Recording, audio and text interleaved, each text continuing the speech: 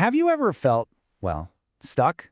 You know that feeling like you're just walking through a thick fog, and it feels like no matter what you do, life just keeps pushing you down? We're always told to just push harder, right? But what if the real problem isn't the road we're on, but these invisible chains we've wrapped around ourselves? Now that is a powerful idea, isn't it? This is exactly what we're going to unpack today. It's a metaphor, really, for how our own excuses and the blame we cast can become heavier than any real-world obstacle. We're going to look at where these chains even come from, and more importantly, how to finally break free. All right, first up, the chains of excuse. Let's take a look at how these things are even forged. It usually starts with that sneaky feeling that we're victims, that the world is just happening to us.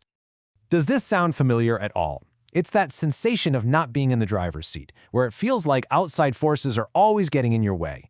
And that feeling, right there, is the perfect breeding ground for excuses to pop up. So to really get a handle on this, let's meet a character named Theo. Picture this guy. He's always wandering, always tired and lost. His bag is always empty. He's literally the poster child for someone who is perpetually stuck. Now pay close attention to how Theo explains his situation. For him, nothing is ever his fault. It's the roads, it's the maps, it's the weather. He even blames fate itself. It's always something external. He never once looks in the mirror and asks, what could I have done differently? He just complains. And hey, this pattern doesn't just apply to adults traveling a long road. Let me introduce you to Rahul. He's a 10-year-old student, and he's known for one thing and one thing only: always having an excuse for why he can't do something. So here you can see the huge gap between the excuses and what's actually going on. A stomachache is really just sleeping in. Helping his mother is actually him trying to get out of a chore.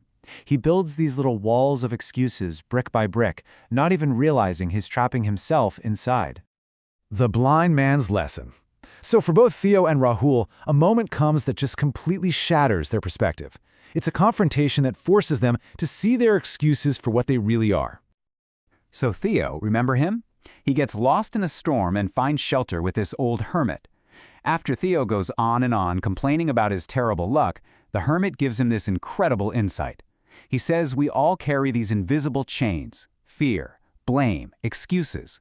And those are the real burdens holding us down. The next morning, the hermit offers to guide Theo down this super treacherous, fog-covered path. Theo is understandably shaking with fear, but the hermit, he just walks with this calm, steady confidence. It seems absolutely impossible, given the conditions. And when they finally get to the bottom and the sun breaks through, Theo looks over at the hermit, really looks at him, and realizes the shocking truth. The man who just guided him down that dangerous mountain path is completely blind. The hermit explains that he had a choice. He could sit in darkness and complain for the rest of his life, or he could learn to navigate his world through his other senses.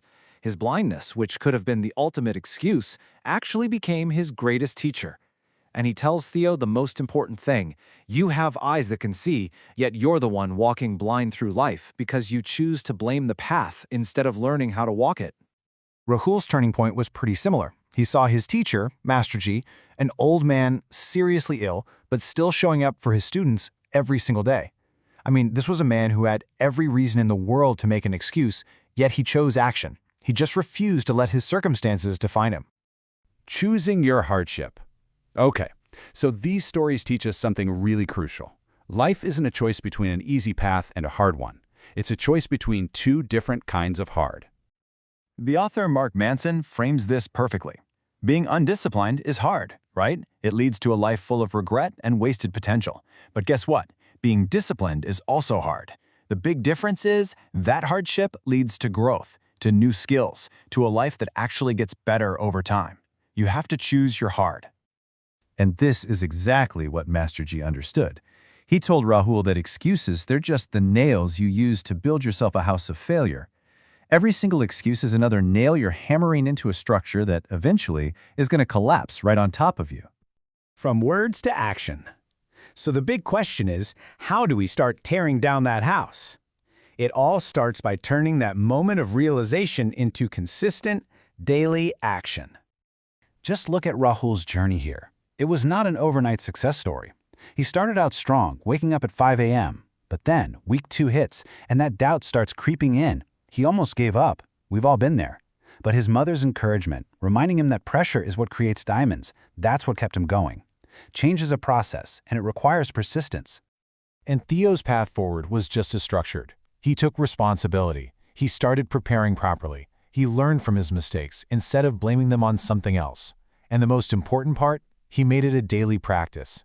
It's those simple steps repeated over and over and over that finally break the chains. Your first step. Okay, so what does all this mean for you, right here, right now? The message from these stories is crystal clear. Stop waiting. The perfect moment? It's never going to arrive. The map will never be perfect. The weather is never guaranteed.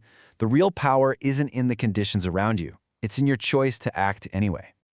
I want you to think about it this way. For so long, Theo blamed the path, but the path was always there, just waiting for him.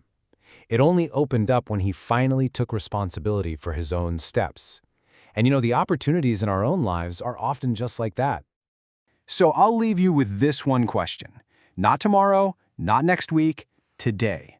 What is the one small action you can take to stop blaming the path and just start walking? What's one nail you can pull from your own house of failure right now?